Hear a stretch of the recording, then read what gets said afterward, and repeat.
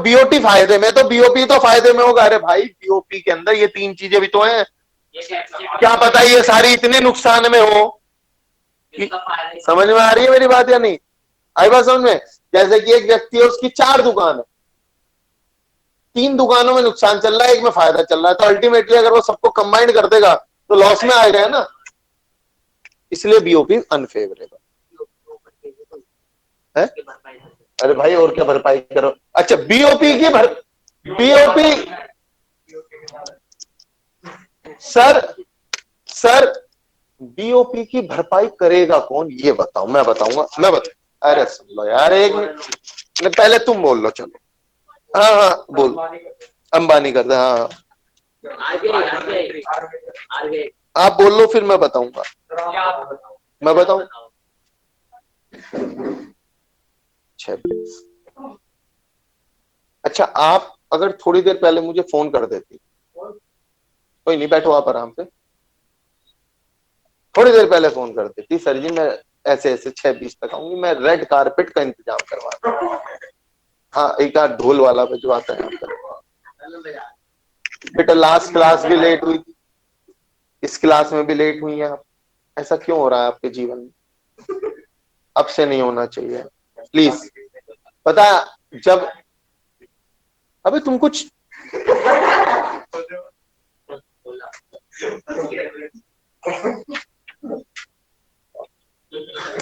ऐसे मत करो। अब सुनो सर, बीओपी की भरपाई कैसे कवर करी जाएगी? बेटा ये जो उधार मांगा जाता है विदेशों से, क्यों मांगा जाता है? भरपाई के लिए मांगा जाता है। ये आएगा, अभी आएगा आएगा, रुक जाओ सर। बीओपी के अंदर कैपिटल भी तो आ गया, उधार तो आ गया, फिर तुम कह रहे हो कि कहां से भरपाई होगी? अरे भैया सुनो मेरी बात को, ये कैपिटल का यूज, कैपिटल के अंदर उधार लेना भी तो होता है नहीं होता? मैंने बीओपी की कैलकुलेशन करी कि भाई आज के हिसाब से जो भी मैंने उधार ले रखा है, मैंने विजिबल ट्रेड कर रखा है, मैंने इनविजिबल ट्रेड कर रखा है, मैंने यूनिलेटरल कर रखा है, मैंने उधार ले रखा है, इन सबको जब मैंने करा मैं अभी भी माइनस में चल रहा हूं। तो मैं इसको फर्दर पॉजिटिव लाने के लिए और उधार लूंगा, यानी कैपिटल की और मदद लूंगा, बाहर से और ज्यादा उधार उठाना पड़ेगा। समझ में आई बात है? नहीं अभी आगे आएगा, अच्छे से बताऊंगा। एकोमोडेटिंग आइटम और ऑटोनोमस आइटम आने वाला है। आइए जरा आगे आइए, पेज नंबर 12.6 पे आइए। जो जो मार्क करा रहा हूं बस मार्क करते जाओ। 12.6 पे डिफरेंस मिलेगा आपको करंट अकाउंट और कैपिटल अकाउंट का, नीचे इसे भी मार्क कर लो। जितने डिफरेंसेस मैं मार्क करा रहा हूं बहुत इंपॉर्टेंट है। करंट अकाउंट और कैपिटल अकाउंट में क्या डिफरेंस होता है? देखो भाई, करंट अकाउंट के अंदर आता है विजिबल, इनविजिबल, यूनिलेटरल और इंटरेस्ट इनकम में पेमेंट, और इसके अंदर क्या आता है? कैपिटल ट्रांजेक्शन आती है और फॉरेन एक्सचेंज वाली बात पढ़ लो। करंट अकाउंट ट्रांजेक्शन ब्रिंग्स, पहले थर्ड पॉइंट पढ़ लो इसका कि करंट अकाउंट के अंदर क्या क्या आता है? Visible trade, invisible trade, unilateral transfer और इनकम रिसीट एंड पेमेंट। तो जिसने लास्ट क्लास बड़े ध्यान से लिए उसको ये सब चीजें बड़ी आसान लग रही होंगी इस समय। आगे इस तरह देखो, कैपिटल अकाउंट के अंदर क्या आता है? Borrowing and lending to and from abroad. Number 2 investment to and from abroad. Number 3 change in foreign exchange reserve. Clear है? सेकंड पॉइंट पढ़ो। It is a flow concept as it include all item of flow nature. It is a stock concept as it include all item expressing change in stock. Sir ये stock concept क्या भला है और flow concept क्या है? Flow चलता रहता है। ध्यान से सुनना।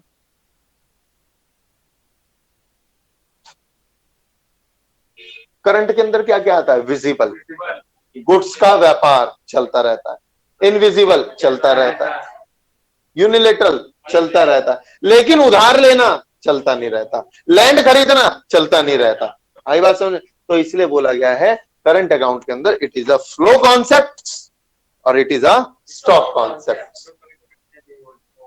बेटा बेसिकली अगर मैं इसकी थोड़ी सी डिटेल में जाऊं ना, फ्लो और स्टॉक कॉन्सेप्ट के अंदर, स्टॉक कॉन्सेप्ट कहता है at a particular point of time की बात करता है कि इस समय, जैसे आज तारीख है 3 दिसंबर 2020 को देश की पॉपुलेशन कितनी है? It is a stock concept. At particular point of time आज हमारे देश की पॉपुलेशन कितनी है, लेकिन अगर मैं कहूं 2020 के दौरान कितने बच्चे पैदा हुए हैं during the year, it is flow concept. आई बात समझ में? अब चलेंगे उसके बाद पहला पॉइंट, करंट अकाउंट ट्रांजैक्शंस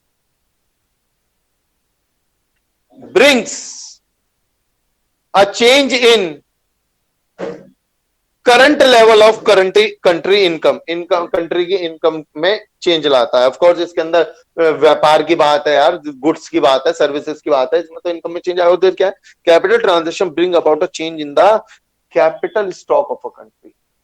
इस वर्ड को मार्क करो, कैपिटल स्टॉक।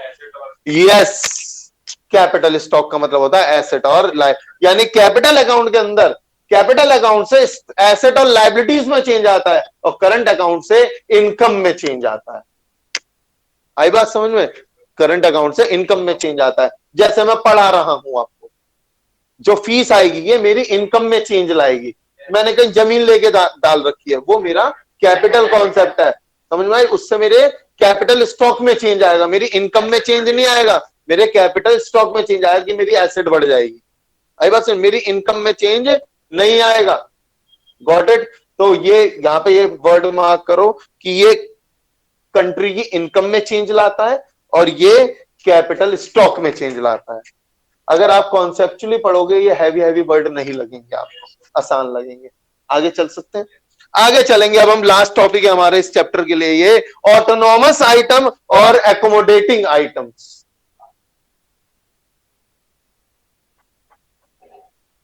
पढ़ो ऑटोनॉमस आइटम। ऑटोनॉमस आइटम्स बेटा पहले पढ़ना ध्यान से, ठीक है? और जब पढ़ाऊं तो सुनना ध्यान से। Autonomous item refers to those international economic transaction. अब इंटरनेशनल तो है ही, पूरा चैप्टर ही इंटरनेशनल है, क्योंकि पहले ही बता दिया था जो एक रेजिडेंट बाहर के देशों के साथ लेन देन कर रहा है, तो ये सब इंटरनेशनल तो है ही ऑफ कोर्स। तो autonomous item refers to those international economic transactions which takes place, जो होती है ड्यू टू सम, जो आप कर रहे हो, जो आप विदेशों के साथ ट्रांजैक्शन कर रहे हो, लेकिन उसके पीछे पर्पस क्या है? प्रॉफिट कमाना। Due to some economic motive such as profit maximization. एक मिनट,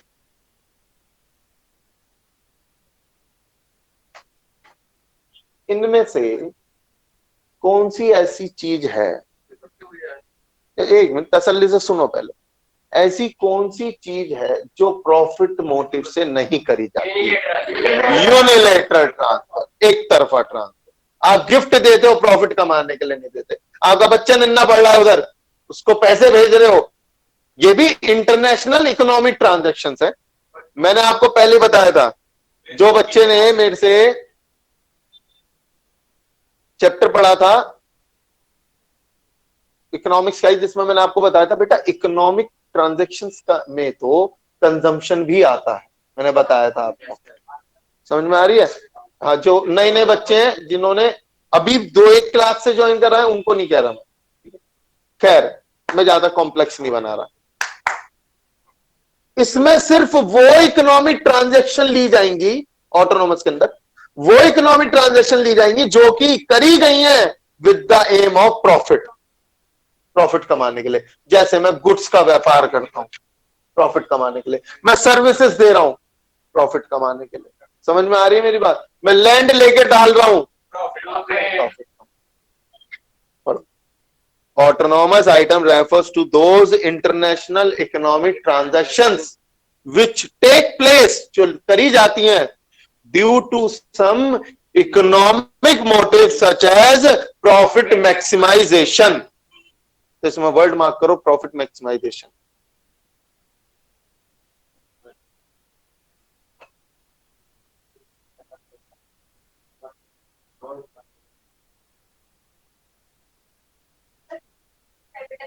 हाँ मैं आ रहा हूं ना इस बात पे, इधर इधर इधर इधर इधर जरा मुझे बताओ, एक एक करके बताना। जरा मुझे बताओ इनमें से कौन कौन सी एक्टिविटी है जो मैं प्रॉफिट के लिए करता हूं, ठीक है? विजिबल, यस और नो? बेटा तरीके से। Invisible, unilateral, capital, yes of course. अगर मैंने किसी को उधार दिया तो मैं उसके बदले इंटरेस्ट कमाने के लिए तो कर रहा हूं, है? ठीक है ठीक है ठीक है। बेटा एक बात बताना, ये तीन चीजें किसके अंदर आती हैं? करंट अकाउंट के अंदर। और ये किसके अंदर आता है?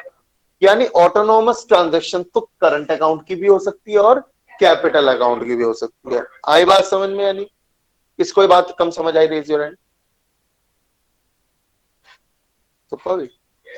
तो इसमें जरा अगले पैराग्राफ में लास्ट लाइन मार्क करें, autonomous transactions take place on both current and capital account.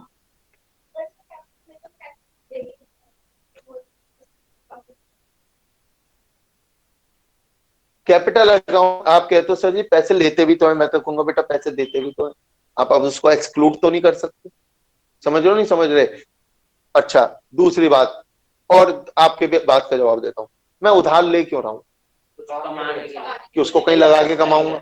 तो एम तो वही है ना, अय्याशी करने के लिए तो नहीं ले रहा ना उधार।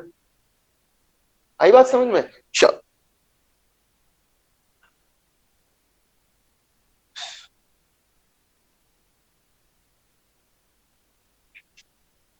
उसके बाद आ जाओ एकोमोडेटिंग आइटम्स। अब सुनना एकोमोडेटिंग आइटम्स का मतलब क्या? अभी आपने पढ़ा ऑटोनोमस आइटम, ऑटोनोमस ट्रांजैक्शंस करके, ये ट्रांजैक्शन ये ट्रांजैक्शन ये ट्रांजैक्शन करके अगर आपका फायदा आ गया, प्रॉफिट आ गया, तो इस प्रॉफिट को कहां लगाना है? इस प्रॉफिट को कहां लगाना है, कहां इन्वेस्ट करना है इसको? और अगर नुकसान हो गया तो इस नुकसान की भरपाई कैसे करनी है? जो इन पर्पस से एक्टिविटी करी जाती है उसको मैं क्या बोलता हूं? एकोमोडेटिंग आइटम्स बोलता हूं। यानी ऑटोनॉमस आइटम से जो रिजल्ट आया है, चाहे वो फेवरेबल आया है या अनफेवरेबल आया है, उसको आप कहां जुगाड़ लगाओगे? फेवरेबल यानी अगर पैसे फायदा हुआ है तो उसको कहां इन्वेस्ट करने वाले हो? तो वो जो ट्रांजेक्शन होगी जो उस फायदे को कहीं लगाने के करिए आपने, वो क्या कहलाएगी? एकोमोडेटिंग। और अगर नुकसान आया तो नुकसान की भरपाई कैसे करोगे? वो उधार लिया है तो वो भी ट्रांजेक्शन क्या कहलाएगी? Accommodating item. यानी अगर ऑटोनॉमस आइटम की ट्रांजेक्शन्स को करके जो भी उसका रिजल्ट आया है, नेट रिजल्ट आया है, उसको उसको आप कहां लगा रहे हो, कैसे उसको एडजस्ट कर रहे हो, उसको करने के लिए जो ट्रांजेक्शन कर रहे हो वो क्या कहलाएगी? Autonomous item. एक बार पढ़ेंगे फिर हम दोबारा समझेंगे। पढ़िए, autonomous accommodating item refers to transactions, वो ट्रांजेक्शंस, पॉज मार मार के पढ़ना, रेफर्स टू ट्रांजेक्शन, वो ट्रांजेक्शन दैट आर अंडरटेकन, जो करी जाती हैं, टू कवर, कवर करने के लिए, डेफिसिट और सरप्लस इन ऑटोनॉमस ट्रांजेक्शंस। आई बात समझ में? नहीं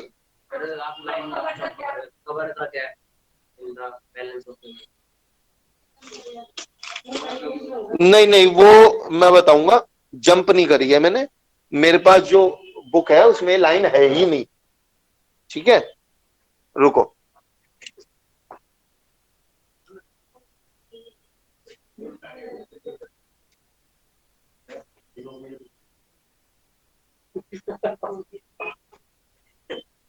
एक काम करो, ट्रांजेक्शन वहां पे लिखा है ना, तो सुनो, ऐसे ऐसे मार्क करो नई बुक में जो है, accommodating item refers to, accommodating item refers to, बस यहां तक ब्रैकेट बंद करो, रेफर्स टू, उसके बाद अगली लाइन से सच ट्रांजेक्शन। ठीक है, रेफर्स टू सच ट्रांजेक्शन, जो नई बुक है उनके लिए बता रहा हूं, पुरानी बुक में ठीक लिखा हुआ है, refers to such transaction are undertaken, that are undertaken to cover deficit और surplus in the autonomous transaction. ठीक है, जो मैंने स्किप कर दिया वो आप भी कर दो, क्योंकि उसके अंदर अगर आप देखो तो वहां पे IE लिखा हुआ है, डेट इज वर्ड लिखा हुआ है, कि उसको उसने फिर एक्सप्लेन करा है। तो हम आसान वाली चीजें कर लेते हैं ना कि ठीक है, आइए डिफरेंस पढ़ते हैं, डिफरेंस पढ़ते हैं। आप अच्छा, आपको याद क्या करना है? आपको डिफरेंस ही याद करना है, ये भी ध्यान रखेंगे।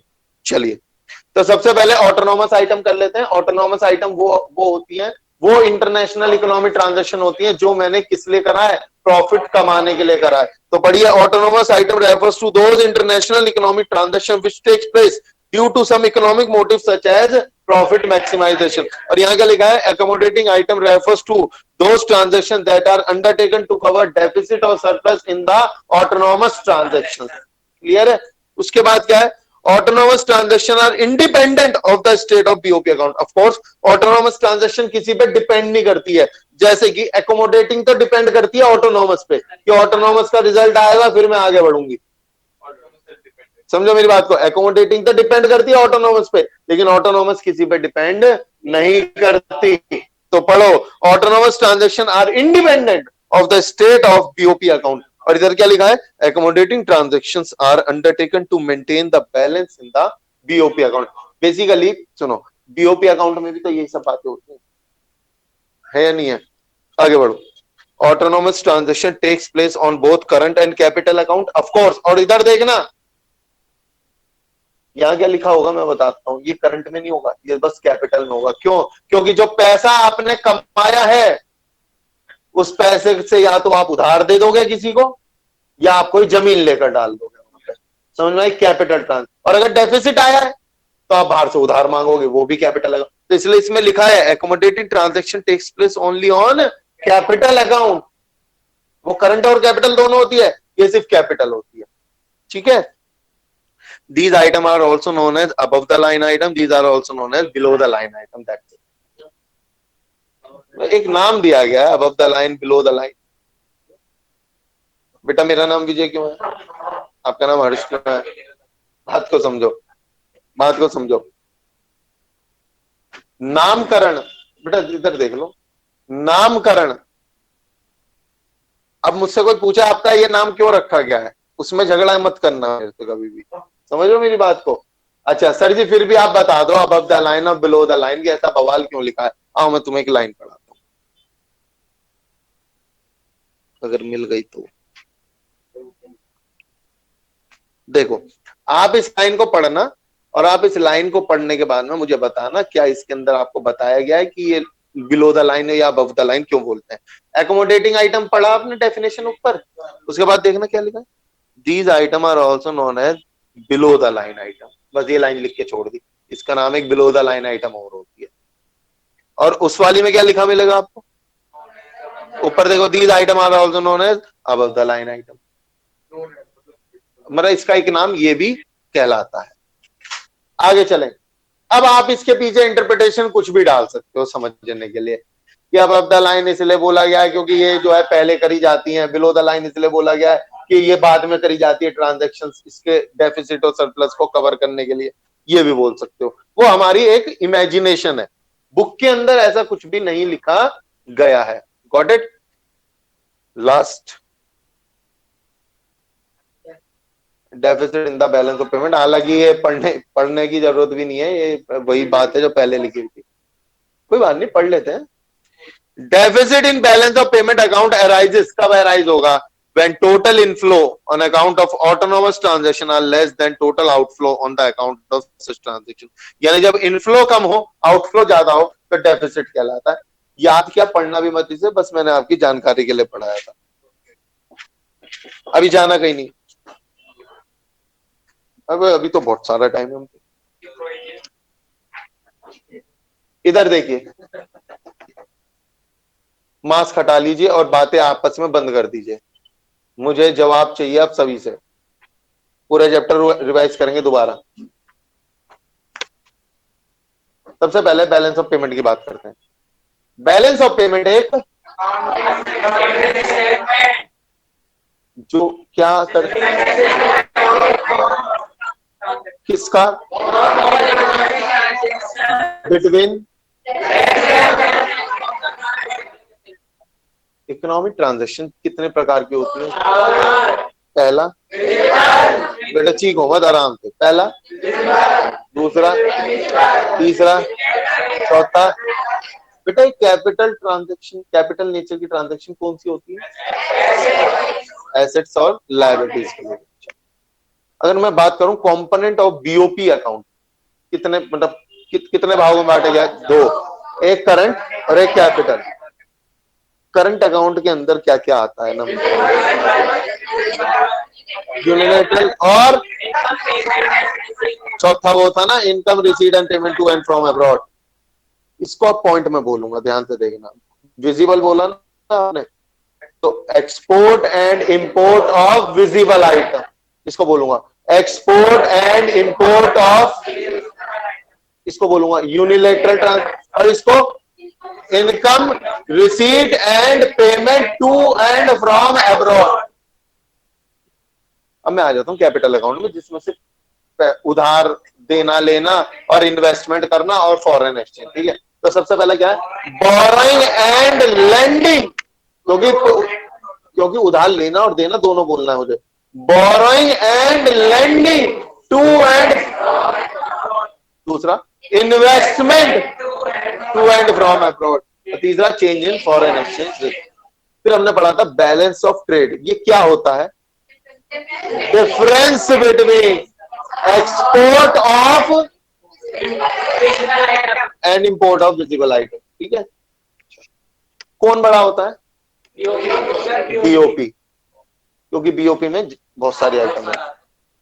अगर बीओटी में लॉस आ जाए, बीओपी के फेवरेबल बैलेंस से भरपाई हो सकती है, लेकिन बीओपी में अनफेवरेबल हो जाए तो बीओटी से उसका कॉम्पनसेशन नहीं किया जा सकता।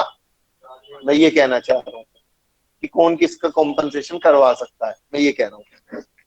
उसके बाद हमने ये भी पढ़ा था, भाई कुछ भी पूछा जा सकता है पेपर में। अच्छा, ये कह रहे हो कि सर ये बीओपी का अगर वो डेफिसिट आ गया तो कहां से, तो आप ये लिखोगे कि सर वो फिर हम कैपिटल नेचर की ट्रांजैक्शन से भरपाई करेंगे, उधार लेके या कैसे करें। ठीक है, अच्छा उसके बाद है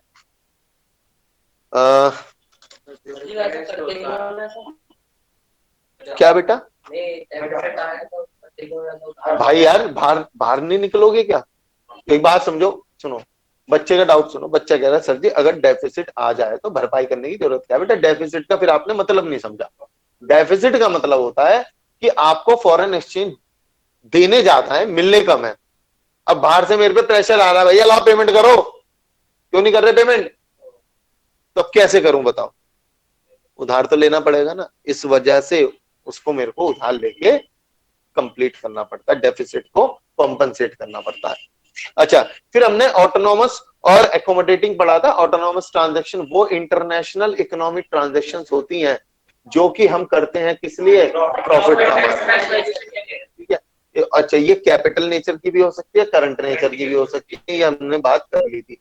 और एकोमोडेटिंग आइटम कौन सी होती है? जो कवर करी जो वो ट्रांजैक्शन जो करी जाती है टू कवर डेफिसिट और surplus of accommodating autonomous transaction items या ट्रांजैक्शन। आई बात समझ? अच्छा एक मिनट, कोई बच्चा मुझे इंडियन ईगो की बुक दिखाओ। सॉरी,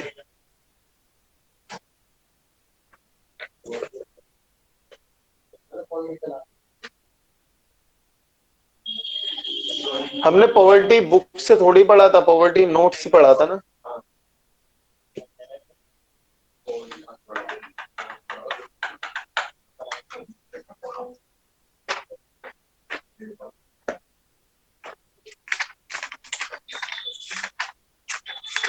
कल सुबह ध्यान से सुने, कल सुबह 11 बजे क्लास है आपकी, और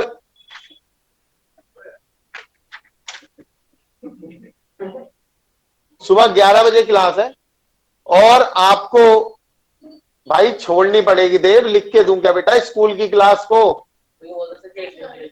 एक दिन के लिए छोड़ने को कह रहा हूं मैं, रोज मतलब वैसे तो छुट्टी करते नहीं हो तुम कभी जीवन में।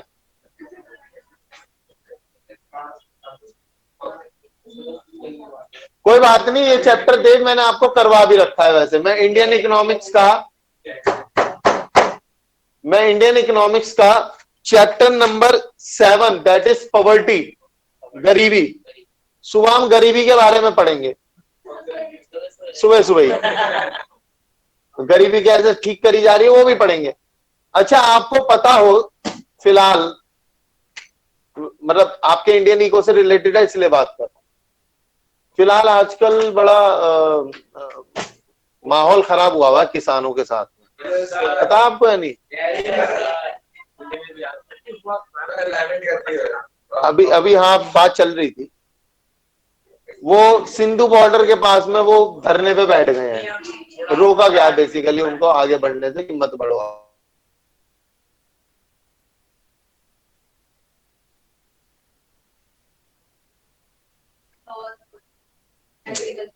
हाँ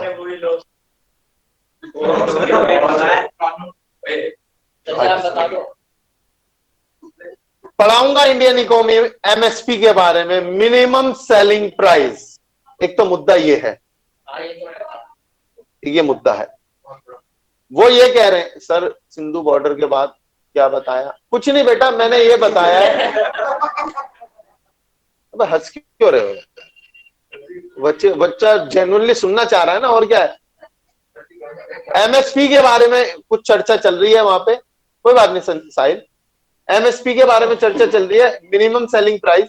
मिनिमम सेलिंग प्राइस क्या होता है कि जिसके अंदर सरकार किसानों को एक प्राइस कोट कर देती है कि देखो भैया, अगर तुम्हारे को कोई बाजार में इससे कम दाम पे तुम्हें, जैसे आलू का प्राइस सपोज, चावल का प्राइस सपोज करो सरकार ने 20 रुपए किलो डिसाइड कर दिया, तो किसान से बोला जाता है अगर कोई बाहर का व्यक्ति दुकानदार आपसे 20 रुपए से कम दे तो उसे मत बेचना, ये मुझे आगे बेच देना, 20 रुपए में तो मैं ले लूंगी आपसे, सरकार कह रही है। अब चक्कर क्या हो रहा है, इनके बीच ये बातें चल रही हैं कि ये मिनिमम सेलिंग प्राइस का जो कानून है इसको हटा लिया जाएगा, तो वो कह रहे हैं मत हटाओ, जो कि जायज है। दूसरी बात, वो ये भी कह रहे हैं कि मिनिमम सेलिंग प्राइस का इंप्लीमेंटेशन ग्राउंड फ्लोर पे नहीं हो रहा है, यानी सरकार बोल तो रही है लेकिन कुछ कर नहीं रही है इसके लिए। अल्टीमेटली हमारे को जो बाजार में दुकानदार बैठे हैं, बिचौलिए हैं, वो हमारे को दबा के ठग रहे हैं, क्योंकि उनका ये मानना होता है कि ये ट्रक भर के लिए आया है गेहूं चावल, अब खड़ा रहे धूप में हमारे, या तो तू हमारे को 15 रुपए किलो पे, फॉर एग्जाम्पल 15 रुपए किलो में बेच, नहीं बेचना मत बेच, ट्रैक्टर वापस ले जा, किराया भर। नंबर 2, बारिश में धूप में अपने आप किसान मान ही जाएगा, मतलब किसानों की स्थिति खराब हो रही है इसके कारण। तो किसान कुछ इन चीजों को लेके, और भी कई मुद्दे हैं हालांकि छोटे छोटे, उन सबको लेके सरकार के सामने बैठ गए हैं। अब सरकार के आगे दिक्कत क्या है, सरकार ऑलरेडी एक ह्यूज अमाउंट फार्मर्स के ऊपर खर्च कर रही है, ऑलरेडी सरकार कर रही है, लेकिन हो सकता है किसानों तक वो अमाउंट ना पहुंच रहा हो, बिचौलिए खा जाते, समझ रहे हो, यहां बात फंस गई है। वो कह रहे हैं नहीं जी हम ऐसा नहीं और वैसा नहीं, अब मीटिंग चल रही है, देव बता रहे हैं कि मीटिंग अभी भी चल रही है, 6.5 घंटे से लगभग, आज दोपहर से शुरू हुई थी, बाकी अपडेट मैं अभी घर जाके देखूंगा क्या है। ये चीजें आपकी इंडियन इकोनॉमिक डेवलपमेंट के चैप्टर से रिलेटेड है। मैं इस चैप्टर के अंदर आपको, पॉवर्टी चैप्टर के अंदर भी, हालांकि इसमें तो इतनी बातें नहीं होंगी, एग्रीकल्चर वाले चैप्टर से रिलेटेड है, क्योंकि इस चैप्टर में आपको बताऊंगा गरीब किसे कहते हैं। गरीब हम भी हैं, हम गरीब कब हैं, जब हम अपने आप को किसी अमीर व्यक्ति से कंपेयर करते हैं, वैसे गरीब नहीं है। तो 2 तरीके की गरीबी होती है, सुन लेना यार, एक होती है एब्सोल्यूट पॉवर्टी, एक होती है रिलेटिव पॉवर्टी। रिलेटिव पॉवर्टी उसे कहते हैं जो कि हम किसी से अपने आप को कंपेयर करते हैं और हम गरीब कहते हैं अपने आप को, जैसे हम अपने आप को अंबानी से कंपेयर करें तो हम गरीब हैं। लेकिन एब्सोल्यूट पॉवर्टी वो होती है जो रियल में पॉवर्टी है, जो व्यक्ति अपना रोजाना का खर्चा, अपना मिनिमम कैलोरीज, ये सब बातें मैं आपके साथ में कल के चैप्टर में कहूंगा। बड़ा कॉन्सेप्चुअल टॉपिक है, मिस मत करना। सुबह सही 11 बजे, सही 11 बजे क्लास स्टार्ट हो जाएगी। See you in the next class, take care, bye. और सुनो, किसी बच्चे के पास जिसको मैंने पॉवर्टी के नोट्स दिए हो, कोई है यहाँ पे ऐसा? रुक के जाना जरा, चलिए मिलेंगे नेक्स्ट क्लास में।